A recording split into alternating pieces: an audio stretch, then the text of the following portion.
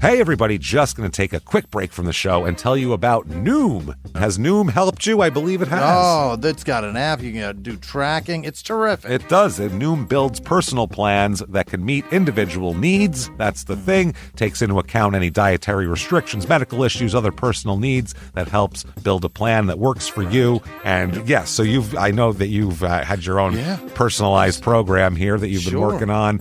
And it's weight loss This is weight loss results that last. They stick around because you get yourself into a lifestyle change. That's what matters. That's mainly it. You can't just say, I'm going to cut that out for a month and then go back to it. That's not what it is.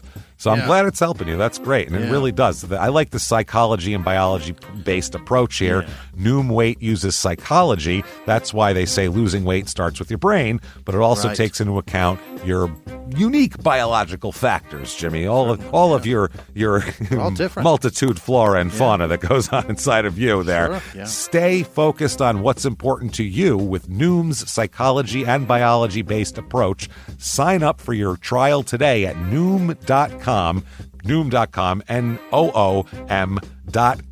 here, based on 3.5-year study of actively engaged Noom users with minimum starting BMI of 25. Individual results may vary. Visit our website for more information. Hey everybody, just going to take a quick break from the show to tell you a little bit more about Rocket Money. It's the start of a new year. It's the perfect time to get organized, set your goals, prioritize what matters most. And for me, top priority is getting myself together here. Financial wellness, doing that, which that feels important, just feels like adult stuff that you have to do. And thanks to Rocket Money, my goals feel achievable now. They show me all my subscriptions in one place, help me easily cancel ones I forgot that I've been paying for, which happened to me. Absolutely happened to me. For years, I was paying for something. I was like, what is going on here? Rocket Money found it and saved me lots of money since then, because it's been a while. So they did a great job here. Rocket Money is a personal finance app that helps find and cancel your unwanted subscriptions, monitors your spending, and helps lower your bills so you can grow your savings. Rocket Money has over 5 million users and has saved a total of $500 million in canceled subscriptions, saving members up to $740 a year when using all the app's premium features. Cancel your unwanted subscriptions and reach your financial goals faster with Rocket Money. Go to rocketmoney.com/smalltownmurder today. That's rocketmoney.com/smalltownmurder. rocketmoney.com/smalltownmurder. Now back to the show. In the depths of an Atlanta forest, a clash between activists and authorities ends in tragedy. I'm Matthew Scher, and on my new podcast, We Came to the Forest, we expose the hidden truths behind a shootout that left one activist dead and countless lives forever changed. Binge all episodes of We Came to the Forest ad-free on Wondery Plus.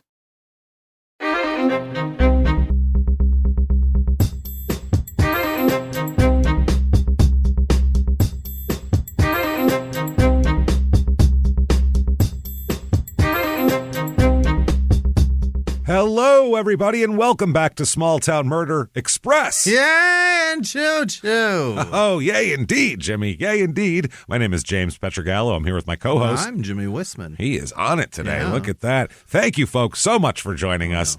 Oh, my goodness. All aboard the murder train. Here it goes. Pulling away from the station. We got a wild episode for you, as usual, on Express. You know, we will stuff a 3-hour murder story into an hour, and it's going to be wild stuff, so check that out, definitely. But before that, shutupandgivememurder.com is the website. Get your tickets for 2025. Yeah. Announce it. Wow. The announced date when all the cities and dates will come out is December 17th. There's like a pre-sale on the 18th. They go on sale totally publicly on December 20th. So get in there, get your tickets, get them early because they tend to go fast, as people found out this year. We are so excited coming to some places that we have not been in a couple of years. And some brand new ones. And a couple of brand new places we've never been before. We're going to try them out. We're going to take a ferry, everybody. There's a hint for you for one of them. But hopefully. Shutupandgivememurder.com is where you get all that. Definitely also listen to our other two shows, Crime and Sports and Your Stupid Opinions. Listen to people's dumb reviews from all around the internet. It's amazing stuff. And then you also should get Patreon. Patreon.com/CrimeInSports is where you get all of the bonus material.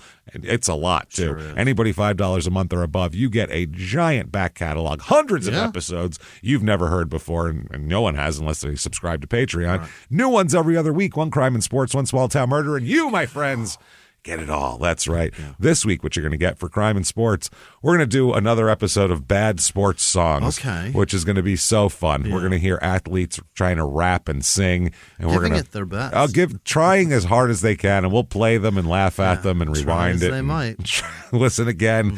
Remember Gaza's Fog on the Tyne? Yeah, it's that. For an hour. You can't beat it. So bad. Then for Small Town Murder, we're going to talk about remote viewing, which is when the CIA thought that if you concentrate hard enough, you can see into a cave 5,000 miles away. And guess what? Didn't really work very well, but we'll talk all about that and more. Patreon.com/Crime and Sports. And you get a shout out at the end of the show as well, the end of the regular show anyway.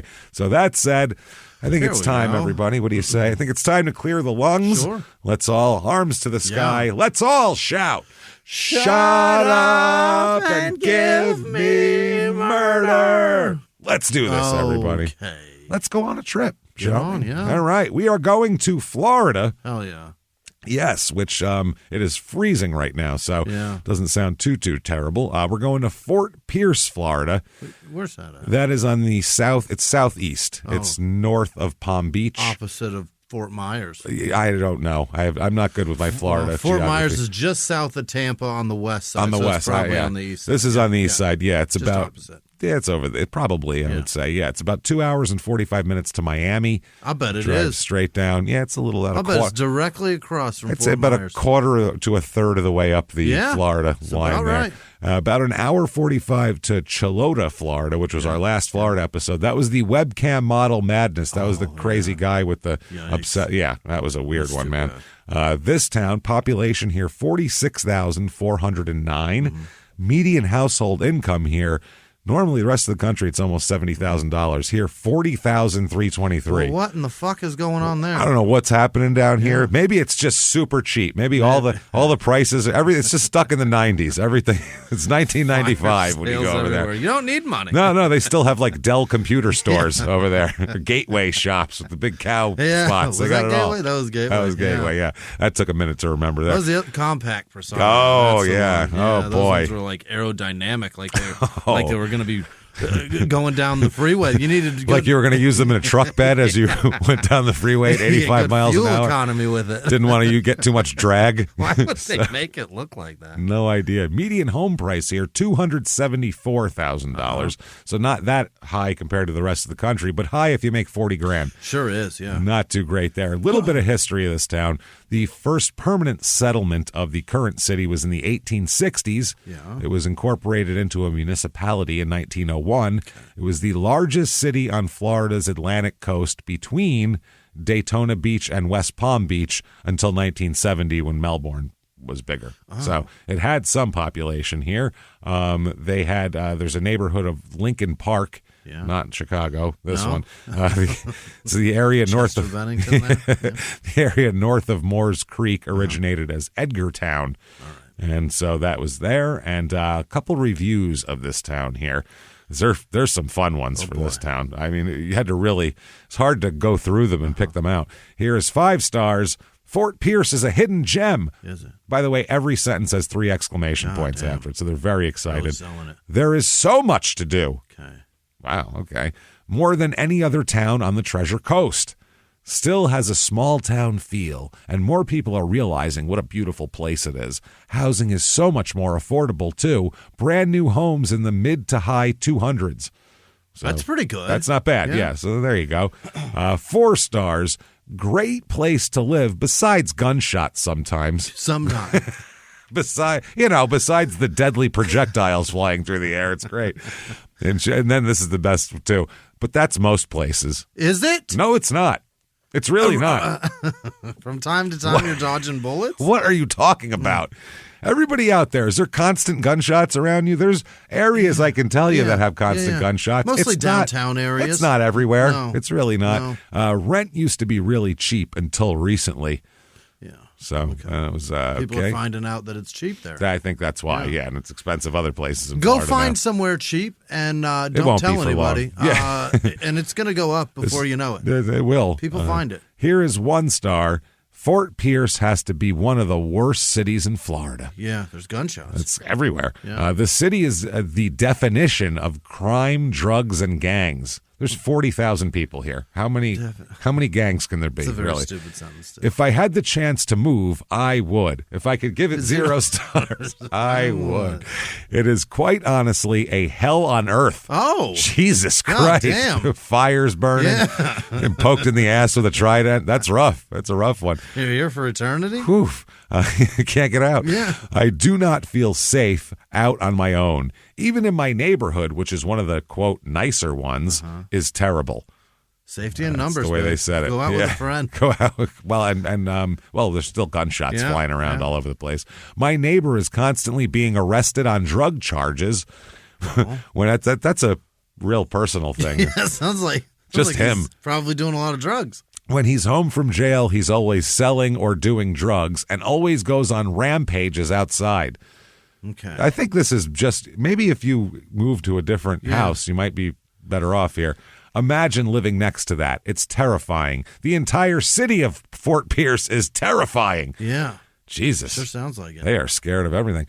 Things to do here. Okay. The Fort Pierce Oyster and Sea Fest. Yeah. I'm all about this Sounds shit. good. This sounds great. It's along the waterfront in downtown Fort Pierce. Sure. 2-day festival celebrating Fort Pierce waterfront and all of its bounty. Right. With delicious oysters, tasty seafood dishes, landlubber foods.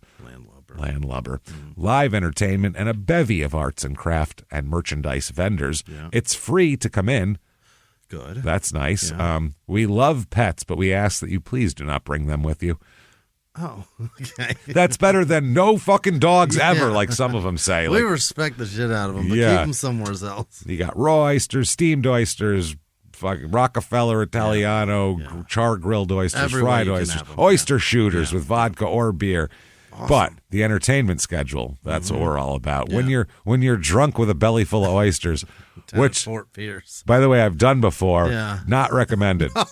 Not too drunk. That feels real gross. Yeah, if you've ever seen Mad Men, there's a time when Don Draper sets Roger Sterling up to get sick Yeah. by pretending the elevator's out after giving him lots of vodka and oysters. And then he walked up a bunch of stairs and threw up everywhere. Go exercise. Yep. I did that in Vegas one time, and it was like 110 outside, and that shit was fighting in there. I was like, oh, God, I got to go sit down in the air conditioning. This isn't good. These oysters are boxing. They are boxing the vodka, and the vodka's winning, I think. So 2024 schedule here was Scott Benge or Bengi, Benge. Yeah. I don't know. He's playing the coveted 10 a.m. slot, betcha. which Yeah. is what all musicians really strive for, is to get on at 10 a.m. I'm done by lunch, babe. This is great. You have a belly full of oysters. Oh, man. Sweet Justice. Yeah. Bamboo is playing at Sure. 4 o'clock. Keith Anthony Panman. Nope. I don't know. That sounds country, right? Does it? Yeah. Anything Keith. Keith. Yeah. Keith is, Johnny Depp pre-stage. Johnny Depp. Johnny Depp pre-stage. Oh, that pre-stage is part of the name. That's part of the name. Johnny Debt. Debt. D-E-V-T? Johnny is in debt. Like the opposite Like of if Johnny Paycheck, but also Yeah. the opposite of Johnny Depp. Like if he lost the case with Amber Heard, he'd be there. Amber Heard won. He'd be Johnny Depp. And then they're going to play more. Johnny Depp. Yeah. Jupiter Trailer Trash will be there at I 2 like o'clock. that, I think. I'll bet that's a good band. That's fun. Yeah, They seem funny. and then Bobby G. And then finally Bamboo will Kenny's close it brother, out there. Jesus. Yeah, it's Bobby G. He plays a different horn. He plays the trombone. It's real boring. Plays an oboe, and people are like, real annoying. it's not really a solo instrument. You know what I mean? So that said, let's talk about some murder, shall we? Let's do this here. Bobby Bassoon G. He comes out with a big bassoon. And he's like, come on. Like, this is not romantic. You're just at playing all. the bass notes, man. No, this is not the alto sax at all. Just playing the bass line to ranchero songs over and over again. So let's talk about a murder. Let's talk about a man first. Yeah. Now, his name, he goes by Ashley. All right. Okay, but I don't know if his name is Ronald Ashley or Ashley Ronald, because in multiple places it's different, so I'm not positive. But he goes by Ashley either way. You can forget Ronald ever existed. Ronald or Ashley, maybe his last name? Maybe his middle name. Oh, God. One of them is his middle name, one of them is his first, but he goes by Ashley either way, so who gives a shit, basically. Ashley Paulo is his last name, Pollow, like pillow with an O. Yeah. He's born in 1952. He graduated from Castle Heights Military School in Lebanon, Tennessee in 1970 and went to the University of Memphis and the University of Memphis Law School as well. That's a successful Southern man. He's very successful. Yes, he's well, not in all things. No? We'll talk about this, but yeah, he's a tax attorney. That's what he does. Jesus. He's admitted to the Florida bar in 1980. He's going to get married. We'll talk all about that in more detail in a little bit later, and have 4 children as well, and then get divorced also. Oh, so damn it. Yeah, he's interesting. One of his daughters said, well, I guess he met his wife at the University of Memphis and moved with her to Florida. There they got married and had kids, so he started his law practice down there. They later divorced. His daughter told people that he was a very doting parent, but he was something of a workaholic. So I know how that goes. And I guess if you're starting out a law practice too, you kind probably of panicked. You got 5 mouths at home you got to feed. Yeah, you're probably, and also student loan debts, probably, and who knows what else. So anyway, his daughter said he did struggle with depression. He had a breakdown, moved to Fort Pierce, and gave himself a fresh start. Yeah. So I guess after college and law school and all that, he kind of... I'll bet a lot of lawyers do that at the beginning. Just probably melt down, like, how the fuck am I going to make it now? From what I hear, like law school, medical school, any kind of specialized graduate school is very stressful from what I understand. I guess it would be because you've put everything into this and you're at the tip of the arrow. At the end of it, there's a crescendo of like either a dissertation or you've got to take the bar exam. And, that is not easy. That's a lot. Yeah, it's a lot of stress, I guess, and your whole life depending on it and hinging on it. Yeah. You've got yourself in all this debt. A lot of you got to get out of it. The nice part about the bar is a lot of very famous lawyers have failed it several times. Oh, and tons. Then still passed. And tons. That's crazy. You can Bad fail tests. it a million times and come right back. Come right back. It's like a road test. Yeah. Now he's got It's it. like a road. Yeah, I know people who've failed their road test 4 or 5 times. And it's like they let you just drive. Let's just keep going. If you fail more than 3 times, they should put like a special placard, like you're a Domino's pizza delivery person on top of your car. This guy failed a lot. Watch for him. Took him a while to get the hang of he knows this. now, but he didn't for a long time. He knows just the minimum. So his sister, Ashley's sister, Jackie, described him as nice and kind. She said he's a very nonviolent person. His disposition is very laid back. He's a lawyer. Yes, so just keep that in mind. Very nonviolent disposition, very laid back. Right. Cut to 1999. There is an article that is headlined, "Lawyer Has Violent Past Record Show." Oh, violent past. That's nice, yeah. Multiple. Oh, yeah, he's got some stuff here. And this article goes on to say that Ashley Paulo's parents, ex-wife, and girlfriend had warned for years that his erratic and violent behavior would someday endanger his life or the lives of others, according to court records. Wow. So nonviolent, very laid back, apparently. To somebody. There were psychological evaluations, restraining orders, threats, and bizarre behavior, records show. What is going on? How many tax attorneys Why are is he so mad? like even like I can see a criminal lawyer. Yeah. You know, because they get their bombastic showmanship as part of it. A tax lawyer is supposed to be pretty fucking buttoned up, right? It's like the least worrisome of all the crime. Yeah, you wouldn't. It's crazy. I mean, I guess you're. And it depends on which side he's on. Is he fixing things for people or ruining people? Well, he's a lawyer, not for the IRS. Okay, so he's helping people get out of tax problems. Yeah. But one incident that could send the Boca Raton tax attorney to prison for life was a simple shove at a Boca Raton restaurant this summer. Uh-oh. That's because Paulo, 47 at the time in 99, shoved Julius Melnick, 75. Oh, Ashley. At the doorway of 2J's Gourmet Deli You're beating up old men at a deli? What the How fuck hangry are you were you? doing? What an asshole. On August 2nd, Melnick fell against a wall and broke his hip as Paulo stood over him and yelled, "What's your problem?" I've got a My broken fucking hip. hip is broken. My pelvis is shattered at the moment. I might die now. That's why. Well, let's see here. As a result, Paulo was charged with aggravated battery on a person 65 years or older, which in Florida, that's a lot of the population. So those laws are strong. They're strict as fuck. That carries a penalty of 30 years to life in prison. You don't fuck with old people. I guess not. No. Not in Florida. Fuck, there's so many of them. They're like, let's put them away forever if they touch us, all right? We can do whatever we want. We'll drive our golf carts shit-faced in front of them. Incredibly slow. Anybody gets angry about it, 30 years to life. We own this place. Holy shit. I've worked my life away in Jersey for this. I did it. Connecticut, you know the taxes I paid outside of Greenwich? To drive this easy go. Oh, my God.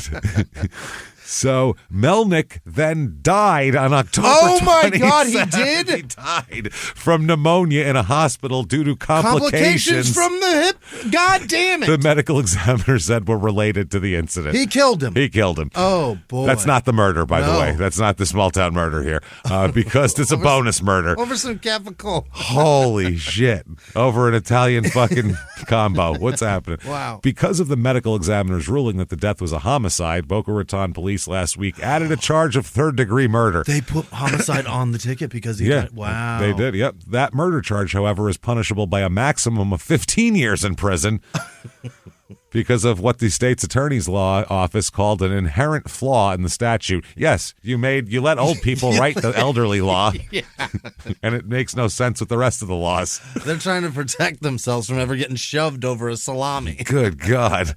Mike Edmondson, spokesman for the state's attorney's office, said he'll lobby to have the laws changed so third-degree murder charges carries a harsher penalty than aggravated battery. That seems logical. Yeah, murder, battery. It's different. Holy shit. Now, they say that Ashley has one prior arrest in February of that year, 1999, for battery and violating a restraining order. He's a problem. He really has a short temper. I guess so. Despite the allegations of abuse against him, Paulo has never been disciplined by the Florida bar since being admitted to the bar in 1980.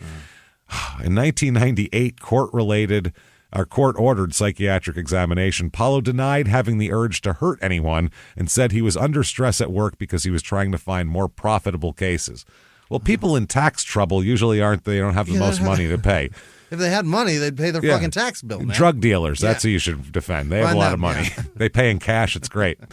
Paulo began exhibiting violent behavior shortly after meeting his wife in a psychiatric facility in Tarpon Springs more than 2 decades ago. What? They met while they were both in the psych ward. Oh, boy. Him and his wife. Yeah. And then they said, let's have 4 kids. Let's figure out life together. Yep. According to restraining orders and other Palm Beach County court orders. Jean Dwayne Paulo and Ashley Paulo. What? Yeah, his wife's name is Jean. Dwayne. Jean Dwayne. That's his wife, and his name is Ronald Ashley. Very confusing. Yeah. They met in 1973 at Anclote Manor, which is not a ski resort in Vail, where they were both being treated for behavioral disorders, quote unquote. Golly. They fell in love, left Anclote without medical authorization, and got married. Which, when you go into a facility like that, they say try to find someone and fall in love with them and run away and get married. That's the best course of action for you, really. The best treatment you can have. Any rehab center will tell you that. Oh, absolutely. Yeah. Drug addicts, you got behavioral disorders. According to the final divorce ruling there in 1997. It didn't work out. Crazy. The lengthy and bitter divorce is peppered with dozens of allegations of abuse, including an account of a beating that's alleged to have occurred within 1 week of their marriage. God damn. This guy I met at the mental institution isn't the guy I thought he was. Weird, right? Yeah, crazy. Strange. Jean Paulo said the beatings continued through their marriage, averaging 2 to 3 times per month.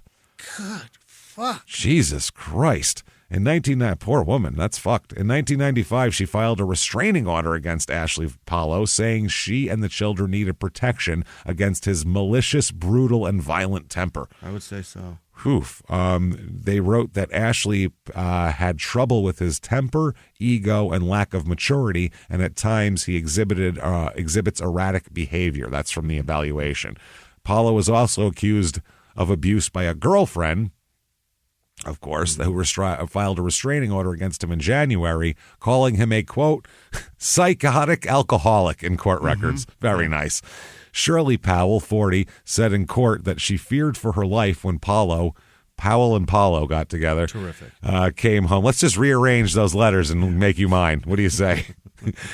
Came home one day in a rage and began kicking and hitting her like a maniac and foaming at the mouth. Whoa. He has rabies now, too. What's his deal? I don't know. He's got a lot. The taxes will make you angry. I guess. They're frustrating. They can be those long forms, frustrating.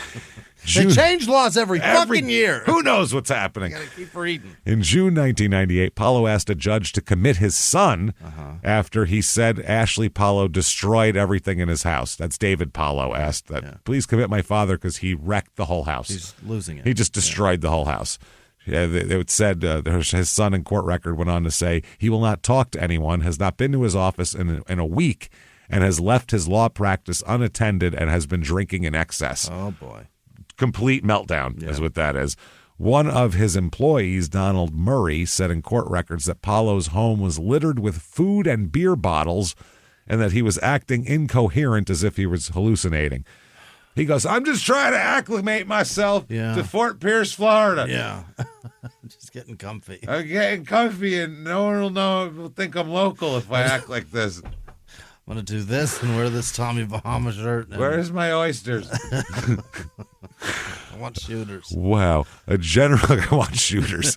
A general master, a court officer who researches and mediates issues for judges, recommended that Ashley Paulo be evaluated at Fair Oaks Hospital in Boca Raton, reports show. And it said, quote, this is from the report, our general master's report, the patient's behavior and history indicate mental illness. Patient has recently demonstrated an active danger to others through violence and threats of harm, as well as danger to himself exhibited by repeated auto accidents. He's crashing cars, too. He's a dude out of... He can't do anything safely. Fucking control. Yeah, out of control. So that's 99. Then in 2000, they dropped the murder charge against him. Okay. Yeah, I don't know why. He maintained that he accidentally bumped into the guy. Okay. That's what he says. And a teenage cashier who witnessed the incident now says he doesn't think Paulo meant to harm him. Oh, so he thinks he was... At first, he said he pushed him down, and he said, I don't know, maybe he didn't mean to harm him. Okay. So who knows? Well, that would explain why he said, what are you doing? What's your problem, he said. So the guy who died, he died from pneumonia and a blood infection, which were complications from a broken bone. Septic, man. Yeah, that's fucking brutal. Fuck. So then Ashley is pretty quiet for about 10 years. Figured it out. Or at least figured out how to not be in court documents constantly. Keep it quiet. Keep it on the down low here. So January 2010, he resurfaces with the police and is arrested on charges including organized dealing in stolen property and second-degree grand theft following allegations he traded another person's Bobcat construction equipment to pay a debt. He stole a Bobcat and traded it because he gave it to someone he owed money to. Here you go. Those are incredibly traceable. Oh, God, yeah. They have VINs, don't they? Yeah, of course they do. Fucking, I don't know. He was like, here you go. Got this heavy equipment. And guess what? Arrested for it, stupid. I would like to know who that debt was to. But what the original charge was like organized dealing in stolen property. Come on. That makes it sound like racketeering. He just stole one dude's Bobcat, unless there was a lot more. No, that was the tip of the iceberg. Okay, I think there was more. It's like racketeering, conspiracy to like steal shit and sell it. Steal shit and I think maybe that wasn't the first Bobcat. He's fencing. He's drove off on. He's like, they leave the keys in these fucking things. May 17th, 2010, John Wilson. Let's talk about him here. His girlfriend worked for Ashley, and Wilson was convinced the two were having an affair. Oh, that's so fun. He thought they were having an affair. By the way, they weren't having an affair. Oh, John is a little paranoid. Yeah, a little jealous. So Wilson, because he's so enraged over this alleged affair, insecure, he attacks his mother. Yeah? she has nothing. Yeah, Right. not what you expected me to say, right? Attacks his mother, it's a Mad Lib, and stabbed her in the neck. Wow. Stabbed his mother in the neck. Yeah, Florida's not crazy at all. No, this is very normal behavior. This is totally... Wait till you hear how this all ends. It's even crazier. Then he went over to Ashley Paulo's house to kill him, too. He's, I'll kill this motherfucker. Yeah. Well, if I already stabbed my mom, fuck Going this to jail guy. Anyway. Later on, Wilson said, quote, I completely lost my goddamn mind. Clearly. There's no way of getting around it. No. At least he said it, though. Yeah. He said, it appears as though I've made a big mistake. I completely lost my goddamn mind. He said that with a shrug. Yeah. Like, I have no idea. Hands up. I'm whatever you want to judge me on it. I don't know. I guess guilty. I mean, I lost my goddamn mind. Wilson's assault on Paulo was interrupted after a neighbor witnessed the fight and tried to intervene. Wow. And then the cops came and, it was a melee and they took this guy to jail. And later on, he said he completely lost his goddamn mind. So, Ashley, at least for once, he's a victim and not a victim of violent crime. Yeah, no, nothing happened here. So then Thanksgiving 2010 comes around. Ashley, during Thanksgiving, he talks to some people. He talks to his dad, talks to a friend of his. Got to catch up and tell him about his goings, his dealings. Pretty much, yeah. I was attacked a couple weeks ago. Guy tried to stab me. Haven't been arrested recently. That's good. So you in the mental hospital? Nope. No, at home I'm doing now. all right. That guy carved up his mom, too. He did. He cut her up good. Hey, everybody, just going to take a quick break from the show to tell you about the safest sponsor ever, Simply Safe. Absolutely. These people will keep you safe. It's amazing. You know that every 26 seconds a burglary takes place in the United States, according to the FBI. That means that by the time this podcast is over, dozens and dozens of homes will have been targeted, ransacked. God knows what happens here. So protect your home before it's too late with Simply Safe proactive security system. Simply Safe helps stop threats before they even have a chance to break in. Named Best Home Security System by U.S. News and World Report 5 years in a row. And by us for about the last 8 years as well. If you trust us, believe me, you want Simply Safe. So visit simplysafe.com/small to claim 50% off a new system with professional monitoring plan and your first month free. That's simplysafe.com/small. There's no safe like Simply Safe. Now back to the show. This show, Small Town Murder, is brought to you by BetterHelp. Get yourself some therapy, everybody. Honestly, here. We often hear about, red flags that you should avoid. Hey, that's a lot of a thing. It's become a real phrase now, real cliche. Yeah. But why don't you focus also, you look at like green flags in friends and partners. Look for good things as well. Right. And maybe you're not sure what that looks like, though. Therapy can help you figure that out. What are positive things? What are the green flags? And then you can practice them in your relationship. It's absolutely a fact. And so, honestly, we absolutely are huge advocates for this. It really, really helps. BetterHelp is fully online, making therapy affordable. It's convenient. They serve over 5 million people worldwide. You can access a diverse network of more than 30,000 credentialed therapists, wide ranges of specialties there. Here's the coolest part.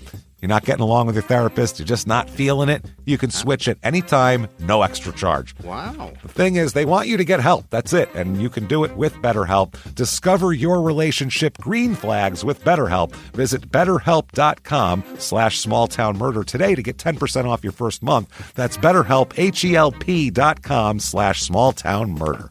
Now back to the show.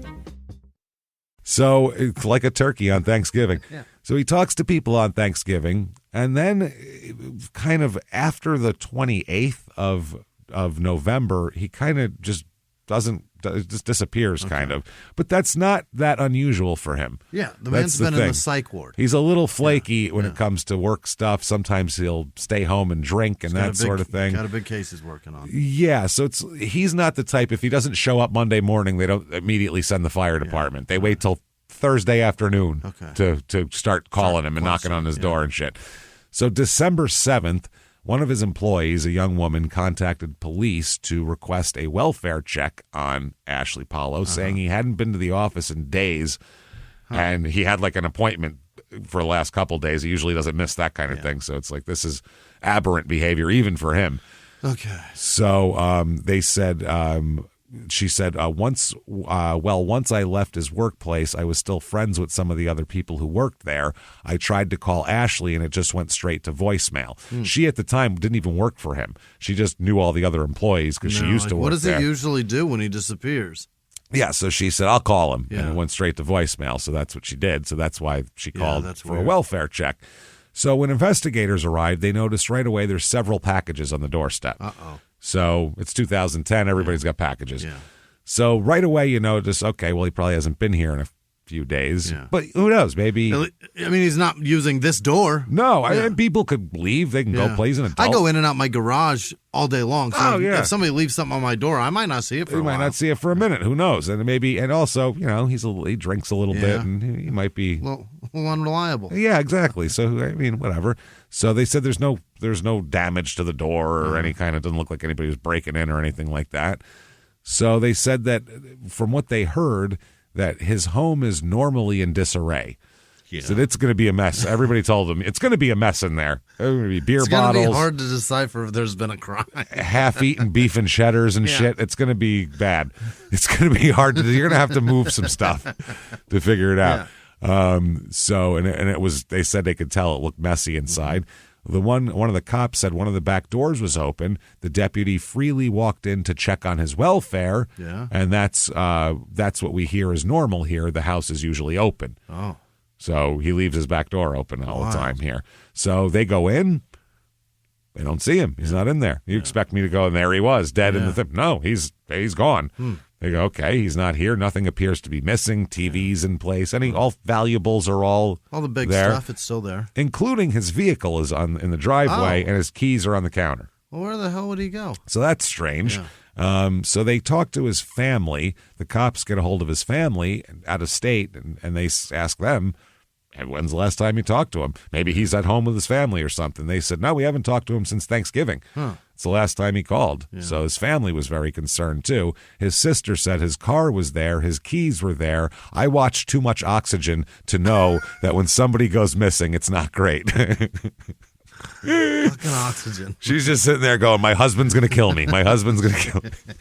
Just sitting there watching Snapped all day. Just fucking knife at her chest, peering over at her husband, waiting for him to make a wrong move. Don't you dare. I will stab you up. Don't you even worry about it. Every Snapped twice. So then they're like, okay, well, he's not in the house. His car's here. No one's seen him. He's not at work. All the places he would go, he's not at and hasn't been.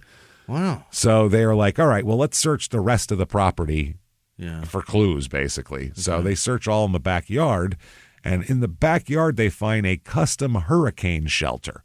Cool. Yeah. So they're like, okay, well, we'd like to take a look in there.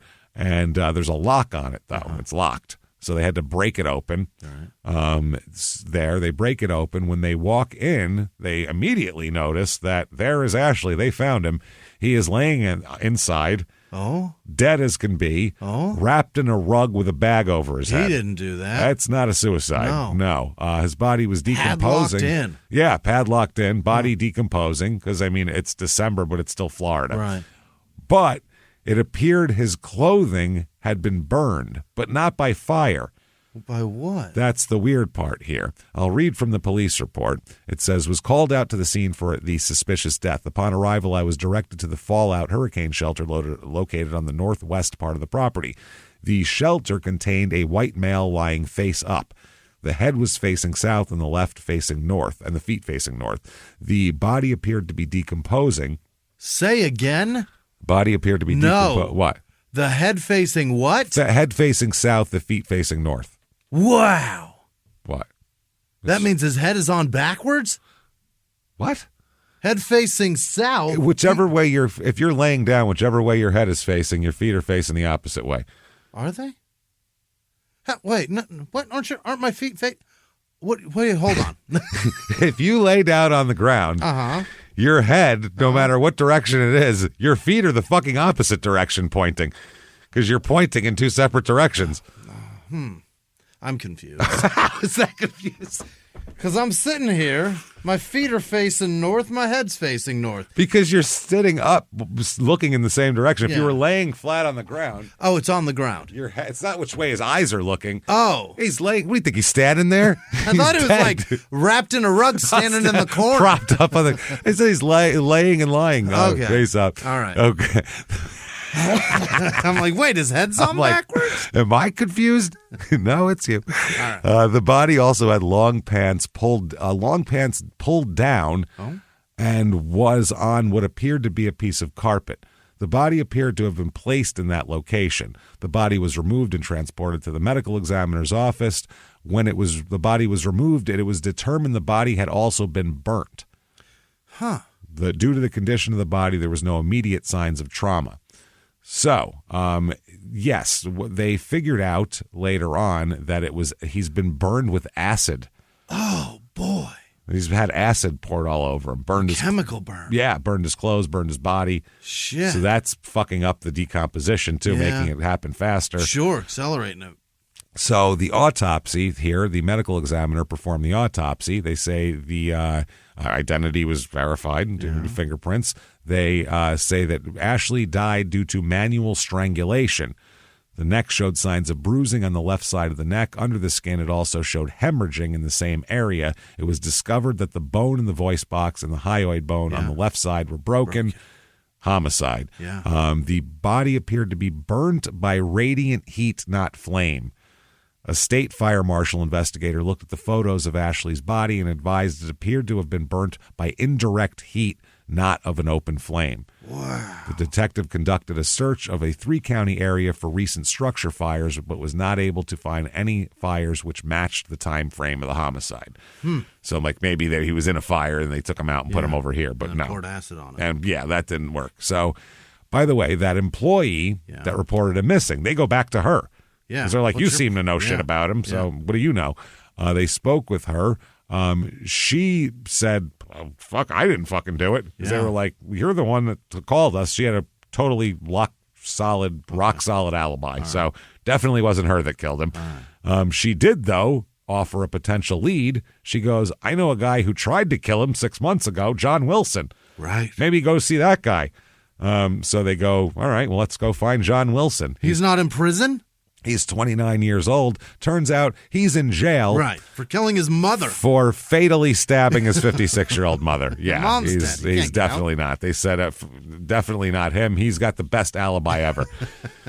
Yeah, they got him in prison. Yeah. He said at first look, there's no connection with that crime back in May with this one, the police said. So the investigation, they asked whether Ashley had any known enemies. And they found out, quote, there's a lot of people that did vent for some frustration with the advice that he gave and the taxes that he completed for them that we are aware of. I guess he gave the wrong advice to a lot of people in their affairs. Really? So they went around talking to people to see if anybody's mad at him, clients, this, and the clients were like, oh, good, fuck that guy. Literally, they were like, I wish I would have fucking done it. Told me I could write off my summer home that day. Like, God damn it, yeah. I don't do any business out of it. He should have known that. The cop said, we know that Mr. Paulo was around for Thanksgiving. We know there was some interaction with him on Thanksgiving Day. We just want anybody that saw him who might have been who he might have been with on Thanksgiving and the days following Thanksgiving. That's what we need help establishing. When he disappeared exactly. They say that he lived alone, worked out of his house a lot, which was messy. They said, we know Mr. Paulo did taxes for people. He did engage in legal advice to people. He interacted with a lot of people in our community, both on the side of law and against the law. Yeah. So there's a lot of people that could kill this guy, basically. Right. The suspect pool is huge. So his family, his mother offers a reward. His mother was 81 at the time. Pearl Paulo here. Got reward money, huh? 81-year-old named Pearl and his father David, who's 86 at the time. Jesus. They put up a $50,000 reward for anyone with information leading to the arrest and conviction. They want this shit solved. That's big time. Yeah. David, dad, said he sounded like he was fine when he talked to him the day before Thanksgiving. He said he cracked a joke or two. Okay. So they're looking around. These sheriff's officials, they're looking into everything, finances, anything that could be. I mean, they have no clues. So then they learn that back on December 3rd, One of his employees tried to cash a $1,250 check at a SunTrust bank, but the bank wouldn't cash it because the signature wasn't consistent with Ashley Paulo's signature card. So they said they did a search of his records. It was found that checks were cashed by a Michelle Lockridge. Michelle Lockridge, an employee of Ashley Paulo, on 12/3/10. Lockridge attempted to cash the $1,250 check. They said interviewed bank teller Gerba Emil at SunTrust Bank here. Gerba Emil told me that on or about December 3rd, Michelle Lockridge attempted to cash a check in the amount, or on the account of Ashley Paulo for the amount of $1,250. Gerba Emil told detective that she has had many dealings with Ashley Paulo's accounts and stated the signature on the check did not look correct and appeared to be forged. She told the detective that she compared the signature on the check against his signature card and said the signatures did not match. They also said that she called the clerk here, whatever the fuck, the teller, called Ashley's cell phone, but there was no answer, which she said was very odd for Ashley not to answer the phone for the bank. Right. If she calls him, he answers. So Michelle Lockridge, who the fuck is that? Want to know. Michelle Lee Lockridge is her name. She's 40 years old. She works for him, and so does her boyfriend, live-in boyfriend, Thomas Barnard, who is 34. So these two both work for him. Barnard does handyman type work, and Lockridge does clerical shit for his law shit. Now they live together, romantically involved. They said they last saw Paulo on Saturday, December 27th, dropping off his car because he had gotten too drunk the night before at a dinner to drive himself home, which doesn't sound like him. Sounds like he'd give it a whirl. He'd give that a shot. He's like, I think I can get there. I'll be all right. So Barnard said the two went to work on Monday, November 29th, him and his girlfriend, but Ashley Paulo wasn't there. But then Lockridge claimed she said that he was there, but was just locked in his room. So their stories together don't match up with each other, which is weird. So that's strange. And then they look into them a little bit more. Barnard and Lockridge both have a pretty extensive criminal history. Lockridge, a really good history. Really? She's the worst. Oh, yeah. She recently served 10 years in prison. God damn. Stemming from charges of fraud and was currently on probation. It's serious. This is a lot, and man. She's got some fraud going on. She's got all sorts of shit, dude. She is fucked right now. So now they're really looking at her pretty hard. So they sit him down. They said, let's do some interviews, because that was just casual. They showed up at their house. Hey, have you talked to him? And they got conflicting stories. So now they sit him down. They interview Michelle first. She said she went to work 11:29, but didn't see Ashley. She said she thought he was at a court hearing for the day. Now, the first time they talked to her, she said he was locked in his room. She said that when she left that day, she locked up the house. She said she went to work on 11:30 the next day, but the doors were locked and Ashley Powell wasn't home. So Michelle told the police that she tried to call Ashley's cell phone several times, but he wouldn't answer. Lockridge was asked how she was paid. She said it was once a week. She was then asked how she was paid on 12/3 if she stopped working for him on 11:30. If you haven't seen him to then, how'd you get paid on 12/3? She said she was paid in advance on 11/26, November 26th. Asked if the check was for the amount of $1,250, she said yes. So then they asked Michelle if she went to Ashley's house to ask him why the check wouldn't cash. She said no, she just went home. Okay, now, at that point, they began to point out some inconsistencies in her story, and she, quote, became angered and wanted to leave. You're not believing me. I want to go home. I'm done with this. So then they go, let's bring Thomas in, since these two don't coordinate shit. All right. So they interview him. He said he spent Friday night, 11/26, with Ashley Paulo, and he said that they went out to eat and have drinks.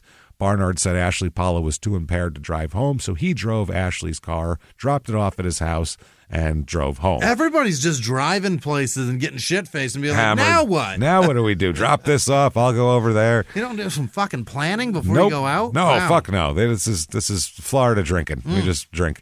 Barnard said that on November 27th, the next day, he returned the car around noon.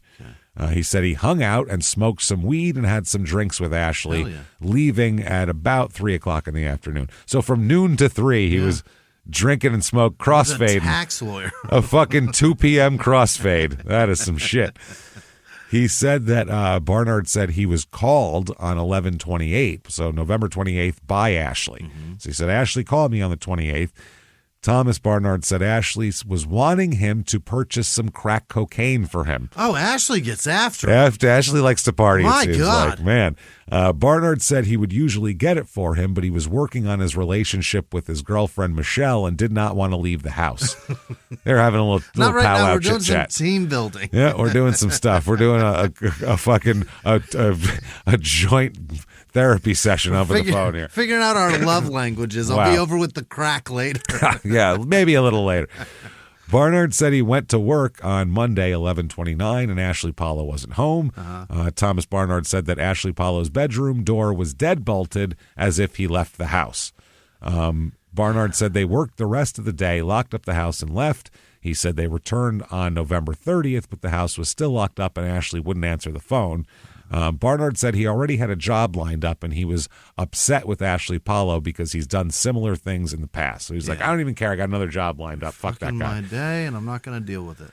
So because of the inconsistencies with Michelle's story, they go, let's bring talk her to back. her. Let's bring her back a second time. She's fun. See if we can get her to, say anything. Let's get her pissed. Let's get her. Well, let's see if maybe she thinks about it. Let's get her good and mad. Let's see if maybe she'll spit something out at us here. So she said that, again, she and Thomas went to his home, Ashley's home, on November 28th in the morning. Or she said she went there by herself and got a call from Thomas. Oh. And he told her that, quote, something bad happened to Paulo. Oh, so there's a crack. That's something bad. Mm-hmm. She said that Thomas returned to their Vero Beach home, but because Thomas wouldn't tell her what happened, she just went to Ashley's house. Mm-hmm. Okay. So they said that apparently this, by the way, Michelle initiated this. She called them and said, I'd like to talk to you about this. Okay. She then said that Michelle said that Thomas admitted to killing Ashley on Sunday, November 28th. So she knew this the last time that she talked to the cops. Oh, fuck yeah, absolutely. What has changed that she now wants to sing? Yeah, well, she's got other charges and everything else. She just did 10 years, so she's doing more fraudulent shit. She's never getting out. Yeah, so I guess Thomas had told her that he choked Ashley Paulo in the front office, which is located inside the residence of his home at 6405 Oleander Avenue.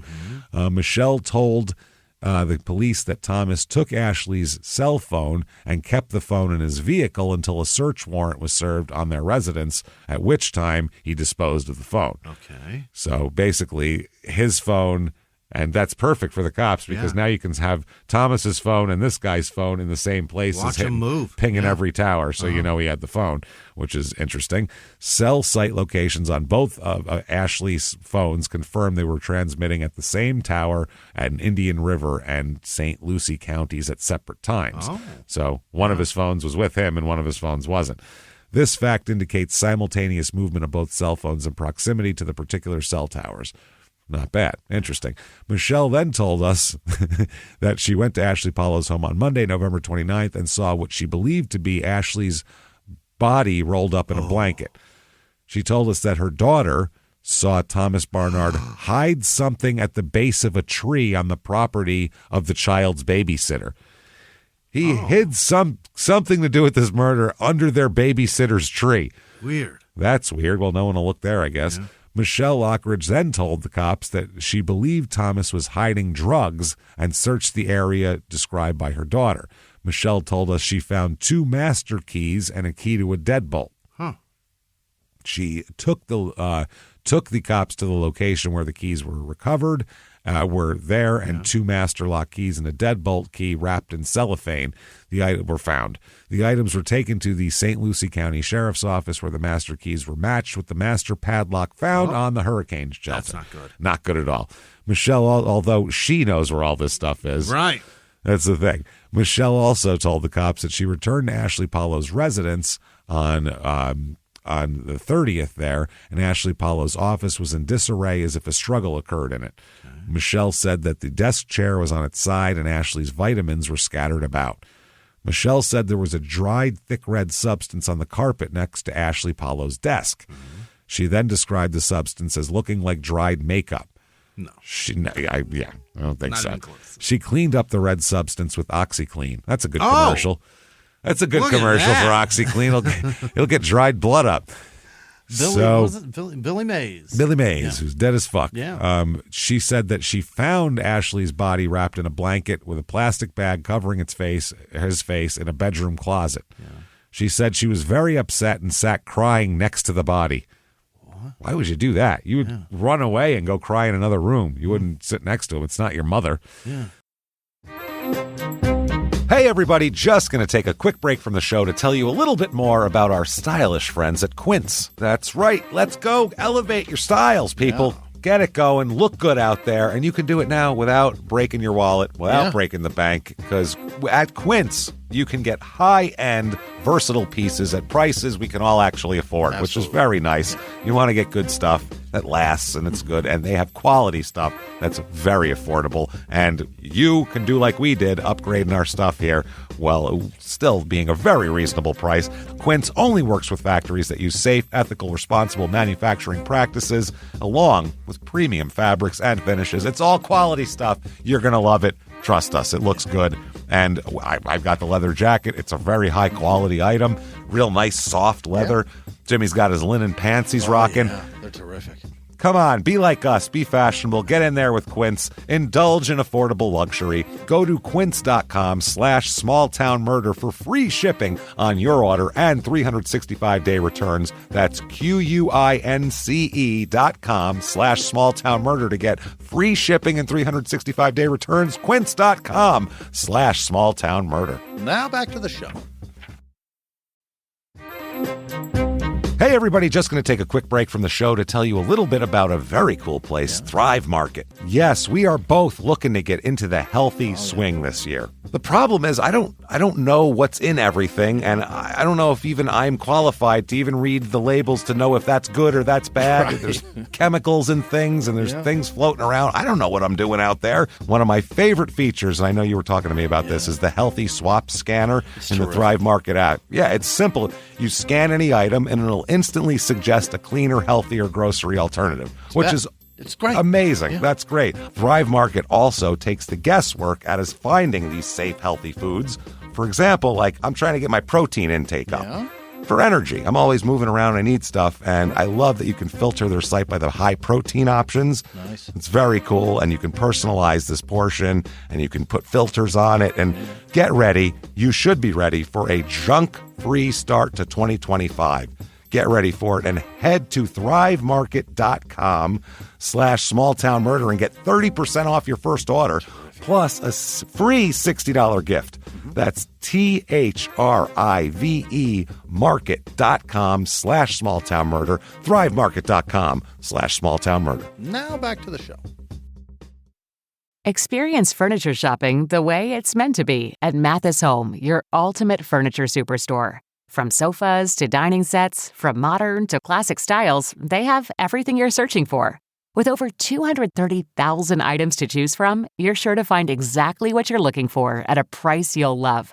Plus, everything is in stock and ready for fast, free delivery right to your door. So you don't have to wait. And if you're looking to really transform your space, take advantage of our complimentary interior design services. Our expert designers are ready to help with any project, whether big or small. And right now, check out the Lazy Boy BOGO event at Mathis Home, happening now through March 1st, 2025. Buy one Lazy Boy recliner and get another one absolutely free. Don't miss this limited time offer. Only at Mathis Home, your ultimate furniture superstore. So she said, boss. It's your boss. She said she tried to lift his body but couldn't. She said she called Thomas and said they needed to call rescue or tell somebody. I'm sure she was so distraught. Yeah. But Thomas told her no. Thomas, she said, told her that she would be blamed for his death and that somebody else did this. Yeah. Somebody else. Just wild. Who? Someone else. They. They. You know they. They are always doing shit. The vaguest of answers. Wow. Anybody else. Anybody. So after Michelle returned to her house, Thomas reportedly agreed to go back to Ashley's home. When they went back, they argued over calling for assistance. So then they went back to their house in Vero Beach. Sure. The next day, they returned to Ashley's house, where she said Thomas moved his body to the storm shelter. She told Thomas to be careful, but didn't help carry the body, she said. Okay. She said she pushed Paulo down the steps, or she said Thomas pushed Paulo down the steps into the shelter and poured liquid lightning drain cleaner on him. Whoa. Yeah. That's what he burned him with? That's what he burned him with, liquid lightning drain cleaner, which is... I mean, it'll fucking eat hair. Imagine what it does. It eats all kinds of scum. Yeah. It'll eat whatever's in that pipe. That is something right there to pour on someone. She said that Thomas told her he was protecting her by pouring the drain cleaner on the body. Yeah. So she didn't get in trouble. Right. She said that Thomas said authorities would blame her for the death because she had a criminal record. And she knows all about it. You're a criminal, stupid. Yeah. So they go to Ashley's house. The family give permission and the police go in. And they do a search again with black lights and luminol and all that kind of shit. And on the carpet by the desk, they find a stain consistent with the one that Michelle described. A bunch of makeup. Carpet removed, and there's a stain all the way down to the concrete floor. Wow. And that tests positive for blood. Uh-oh. So that's a problem. So much for Maybelline, Michelle. Yeah, it's maybe it's Maybelline, maybe not. Don't think so. Maybe it's fucking Viscera. Oh, so on the next day, they interview a guy named Christopher Higgins. Yeah. He's a coworker of Thomas and has known him professionally for 2 years. It's weird to say Thomas does professional things professionally. He's his work friend. Yeah, who gets crack. Who gets crack for his boss. Christopher Higgins told the detectives that he and Thomas had worked together from August 2008 to June 16, 2009. Christopher Higgins said he spoke to Thomas Barnard sometime before Thanksgiving, and Thomas was inquiring about a job. Thomas called Christopher Higgins on the Monday after Thanksgiving and said he needed to make some money to feed his family. Okay. Christopher Higgins assisted Thomas J. Barnard in gaining employment at J&L Tax Group in Vero Beach. Christopher Higgins told detectives that on either Tuesday, January 18th, 2011, or Thursday, January 20th, 2010, both he, meaning Higgins, and Thomas went to lunch together at Chili's in Vero Beach. Hell yeah. It's very Florida. Bike week. Oh, yeah. The conversation during lunch and after lunch on the drive back to their office included a discussion about O.J. Simpson and his book, If I Did It. Oh. Which I've read, and it's stupid. Did it come out then? Yeah, it's dumb. It must have just come out. It was a big deal at that point. That's the one where he puts a hypothetical description of the murders. Yeah. Talking about that over a plate of fucking Southwest egg roll. Oh, my God. Those are gross, by the way. Yeah. Those corn in your egg roll. Nice. Oh, those for your fucking spicy buffalo chicken fingers. So Thomas told Christopher Higgins he had to get something off his chest and proceeded to give a detailed account of how he killed his former employer, Ashley Paulo. O.J. Simpson precipitated this. Yep. They said, let me tell I got an if I did it too. Let me tell you this. Thomas told Christopher that he and his girlfriend Michelle had been planning to kill Ashley Paulo and take over Paulo's clients for some time. Are you lawyers? How? What the fuck are you talking about? What? You're a fucking sprinkler repair guy. How the fuck does that work? You installed the ceiling fan. And she How does are you clerical testify? work. She's not even a paralegal, never mind a fucking lawyer. Thomas told Christopher that he and Michelle had joked about how Ashley had nobody and they could kill him and continue his business without anyone knowing. How? Wow. Thomas told Christopher Higgins that he killed Ashley Paulo on Saturday, November 27th. Paulo had accused Michelle of using his credit cards and stealing from him. Mm-hmm. Thomas told Christopher Higgins that he told Michelle about Ashley's accusations, and Michelle told Thomas to kill him.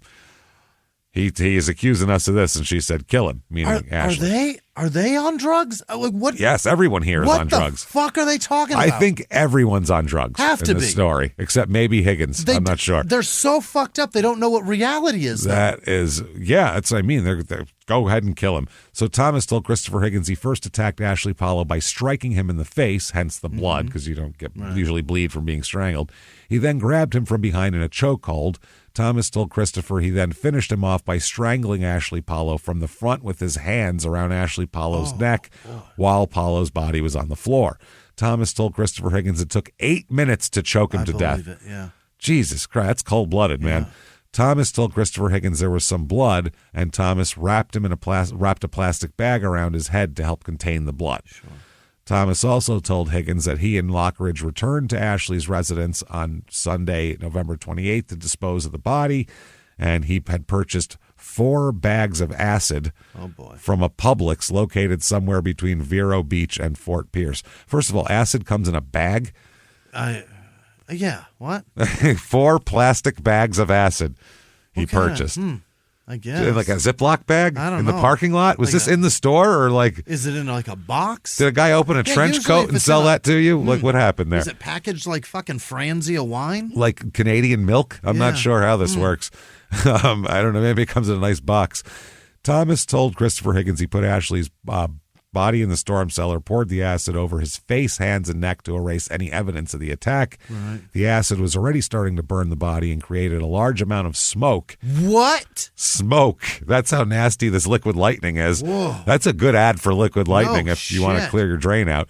When Thomas closed the door to the storm cellar, he traveled to the Publix on Oslo Road and 43rd Avenue and found only one item on the shelves that fit the description of the acid that he had. So the cop went there to check it out. Yeah. The item was called Liquid Lightning Drain Cleaner, manufactured by High Tech Laboratories. Liquid lightning is contained in a plastic bottle within a clear plastic bag. So that's how it works. Yeah. Okay. Product information on the liquid lightning bottle says it contains virgin sulfuric acid, which is very corrosive and will cause severe burns to the skin. It needs double fucking plastic, you know what I mean? Oh, yeah. Barriers to contain it. Fuck. Then 2 of them. Then they ended up finding that they purchased where he purchased it. His cell phone records matched up with being on that store at the same time the purchases took place. And they're cleared out. They only got 1 left. Yep, that's it right there. And also video surveillance from a Walgreens parking lot located south of there. The video showed a vehicle matching Thomas's vehicle exiting the Walgreens parking lot, driving toward the Prima Vista Crossings Plaza where the public store is located at the same time shit was purchased.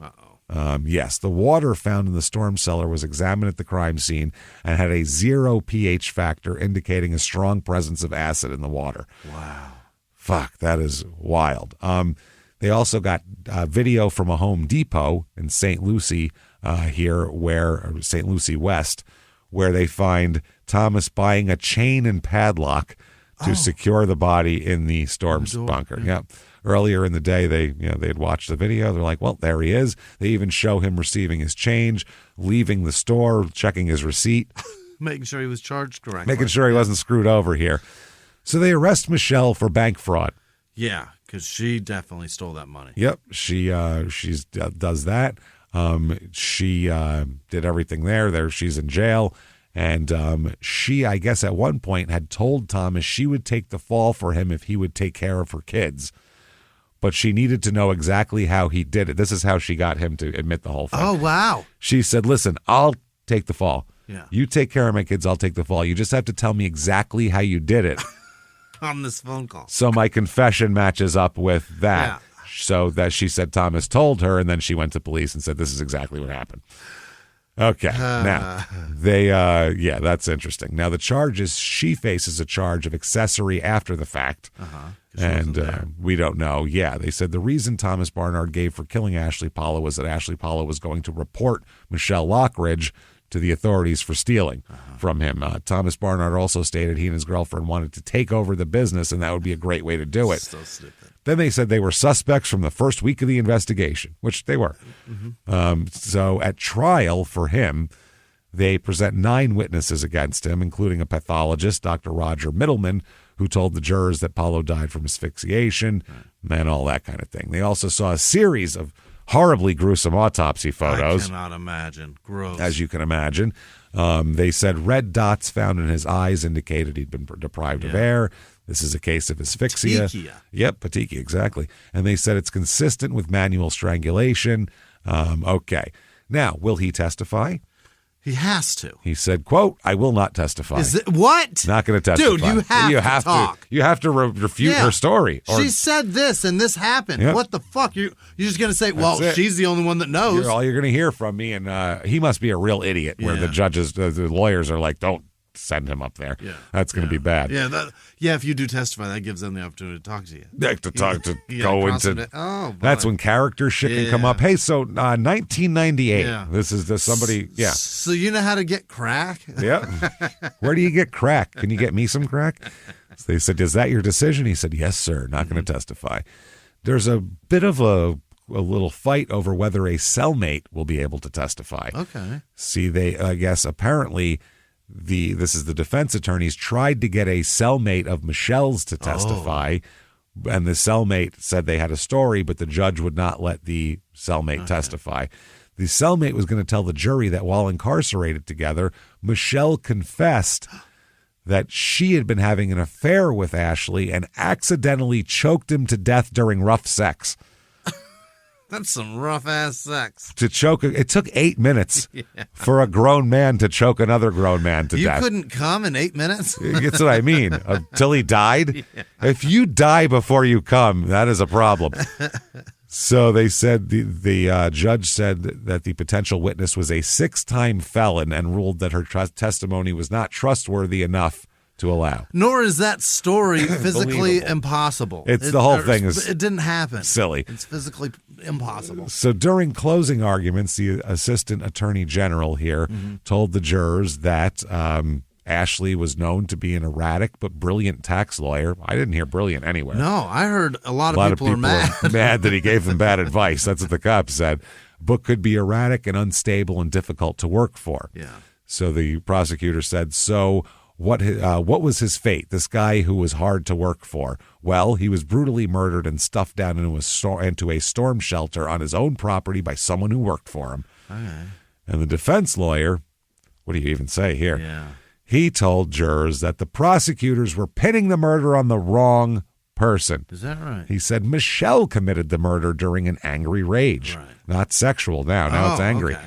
She said that Thomas is only guilty of helping his girlfriend dispose of the body and clean up the scene. Okay. The lawyer admitted to the jury that, yes, it was my client in that video you saw from the Home Depot buying the he's doing what his girlfriend chain said. And padlock. Yeah. That's all it is. Mm-hmm. He said that Barnard also, yes, sure, he did buy the sulfuric acid that burned his body, but he said that Barnard's only crime was helping his distraught girlfriend destroy evidence and hide the corpse. And buying crack. And once in a while buying crack. But that's a different... He's not on trial for that, ladies and gentlemen. They said there's no evidence that Tom committed murder. That's all on Michelle Lockridge. Okay. Now, the rebuttal from the prosecutor at the closing, they said that it's a great theory until you evaluate the evidence. Right. The defendant is guilty as he was indicted on a charge of first-degree murder. There you go. Okay. The verdict comes in 6 hours it took them. Oh, it's over for you. 6 hours. They find him guilty as shit. Yeah. Super, super guilty. Yeah. Here, this is Ashley's sister, the one who said he was nonviolent, said she was very pleased with the verdict. She said it was tough, but in a way it wasn't tough. I wanted to see justice. I was here to see justice, and it was worth it, but it was painful to get through. You got to see autopsy photos and all that. Yeah. So during sentencing here, his sister wrote a letter on behalf of the family, including his children and parents and all that, called Thomas a cold-blooded murderer who robbed them of a kind and gentle man. Right. He said, this brutal murderer took our beloved Ashley from our midst without a care or concern. His premeditated acts are those of an animal. Okay. For the rest of the days of our lives, we'll remember and honor our beloved Ashley, and as we do, we'll remember the pain that we continue to suffer as a result of his untimely death at the hands of this killer. Monster, yeah. So the judge says, you, sir, may fuck off, life without parole. Oh, it's over for you. Goodbye. 35. Holy. Dunzo, right Threw there. the whole thing away. All of it. For what? Liquid lightning, babe. For what? For what? You didn't even get anything. You were going to get nothing anyway. What, $1,250? Was that, did they think that like Ashley wouldn't be around and they just keep continuing to cash checks and clients would pay? Where's money going to come from if he's not doing services? That's what I mean. Well, they were going to do them, I guess. Like, they can't. What was the plan here? This is a crack plan is what they had. Yeah, that is a very cracky plan. So Michelle takes a plea deal. Has to. Yeah, because this was part of her testimony and all that. So they tell her, you, ma'am, may fuck off. 25? 30 years in prison for her as well. Because it's also, she's, fraud and she's on probation. You can't participate in a murder when you're on probation. I'm sorry. Can't do it. You just got out. So the prosecutor afterwards said the jury, the 5 women and 7 men, made the right call. He said, I'm very pleased for the family of Ashley Paulo. Some have traveled a long way for the trial. I think the evidence was overwhelming. That the defendant committed this murder, and indeed the jury saw it our way. They took a while to do it, and it was a case with over 100 pieces of evidence, so I don't blame them for taking their time sorting through it. 6 hours? That's not that long at all. Go in there and sign it. Yeah, people work longer shifts at gas stations. Fucking part-time is longer. So his attorney, though, Thomas's attorney, said that he plans to appeal, and he says he's obviously very hopeful of the appeal, but accepting of his situation. Yeah. So Thomas, at this particular moment, is at the Tamaka Correctional Institute down there in Florida. He doesn't look like he's doing too great. No. I think he's going to be there forever. And Michelle is at the Homestead Correctional Institute, and her current release date shows as 8/26/2039. Whoa, they gave her the whole thing. Yeah, by the way, she has like 20 aliases under her alias. Really? Just so many fucking aliases, yeah. It's a lot. God damn. This is all rolled into her grand theft too, because her probation that got tacked on to this. She's a bad person. She's not a good person. We'll talk about her family too, because it's what? I got about 2 minutes to talk about this. Ronald is buried here at the Baron Hirsch Cemetery in Memphis. I assume near his family. He was 58 years old. Golly. 2016, Michelle's in prison. Her son, Frederick Matthew Lockridge, is 15 years old. Yeah. He is ordered to be held on $500,000 bond. What? After being waived up to adult court in connection with the death of his 10-year-old sister. What? Her body was found Sunday afternoon in a white dress behind their Fountain home, where investigators said Lockridge placed her shortly after shooting her twice with a rifle. Oh, boy. Her whole family is destroyed. Yeah. Because of her. The Oh. shit rolls downhill. Yeah, and her father, I'm sure their father's not a great guy. Yeah, if Thomas is a guy she goes out with, the father's probably similar. Lockridge pleaded not guilty to second-degree murder, despite allegedly confessing to 3 different accounts of how his sister died. He was arrested Sunday after search crews found Isabella's lifeless body covered in towels in an abandoned bus behind their home. Oh, boy. They reported she'd been cleaned and dressed in a white sundress after being shot twice, and they believe Lockridge sexually battered his sister. What? Dude. Gross. Not a scruple to be found. Is that Florida, too? Absolutely. Yeah. Yeah, are you kidding me? When questioned, Lockridge confessed to killing Isabella at about 3 a.m., claiming he mistook her for a deer. In the house. There's a deer in the house. Shit. And it's a 10-year-old girl. Oh. There's a deer in the house. I better shoot it and rape it. Yeah. Because that's what I do when there's a deer in my house. I rape it. What the fuck? Good Christ. The teen later told police he mistakenly shot Isabella because he saw someone attacking her. Okay. He was aiming at somebody else. Then in his third statement, he said he accidentally shot her in the chest while showing her how to use a .22 caliber rifle, which is where he should have started. Right. That's the most believable one. They're all still bad stories. Ugh, they're terrible stories. You don't show somebody how to use a gun by putting it in their chest. Here you go. They said she started making gurgling noises. That's what he said. I did not know exactly how to deal with it, so I shot her again. Oh, my God. I didn't call 911. I shot her again. The other story is real. The deer one's unbelievable, but I shot her because somebody was raping her and putting my jizz in her. That's a crazy... accidentally hit her. I'm not a great shot. Never said I was. It's pretty amazing. Wow. After the incident, he allegedly stashed the firearm in an abandoned home where the authorities later found it. The siblings were 2 of 4 children living in the house. Isabella and Lockridge had different fathers, but were related through their stupid shit mother, who's currently serving 30 years in prison. Holy shit. He'll be prosecuted as an adult, by the way. Yeah. And he was. And then he ends up in January of 2017. He pleads no contest to first-degree murder in the shooting death of his sister. He is sentenced to, at 15 years old, you young man may fuck off, 50 years in prison. Best of luck. Plus 10 years of probation. Oh, that's going to be a great kid when we release him. Oh, he's going to be great. He's going to be doing fast. Oh, my God. He's going right the fuck He won't back. have SS tattoos on his face or anything, I'm sure. To survive in Florida prison. He's going to do terrific down there. Boy. So that, everybody, is Fort Pierce, Florida. God, what a terrible place. Wow. There's not a redeeming person in it.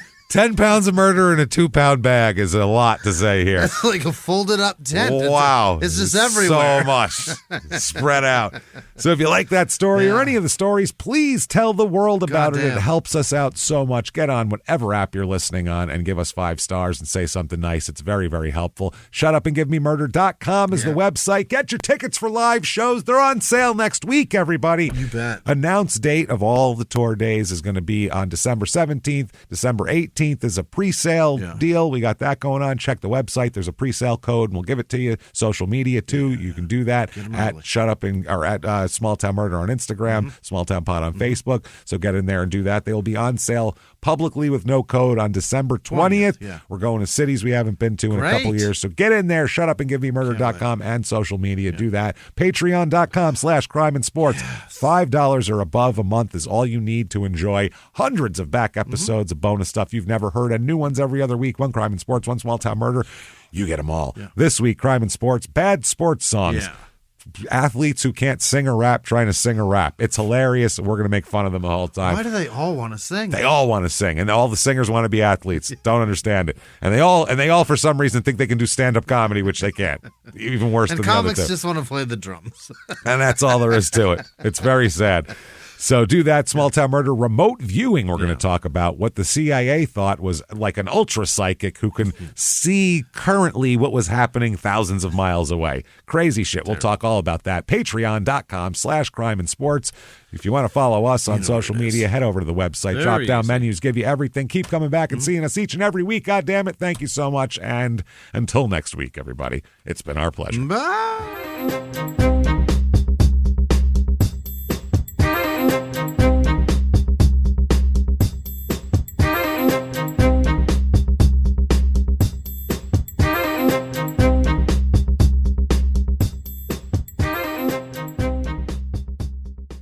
If you like Small Town Murder, you can listen early and ad-free now by joining Wondery Plus in the Wondery app or on Apple Podcasts. Prime members can listen early and ad-free on Amazon Music. Before you go, tell us about yourself by filling out a short survey at Wondery.com/survey. It takes one guy out there to say, who's that Kyle who thinks he can just get on a microphone on a podcast and start publicizing this?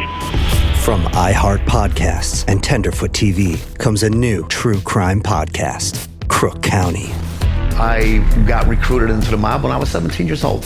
Meet Kenny, an enforcer for the legendary Chicago outfit. And that was my mission, to snuff the life out of this guy. He lived a secret double life as a firefighter-paramedic for the Chicago Fire Department. I had a wife and I had 2 children. Nobody knew anything. People are dying. Is he doing this every night? Torn between 2 worlds. I'm covering up murders that these cops are doing. He was a freaking crazy man. We don't know who he is, really. He is my father, and I had no idea about any of this until now. Welcome to Crook County. Available now. Listen for free on the iHeartRadio app, Apple Podcasts, or wherever you get your podcasts.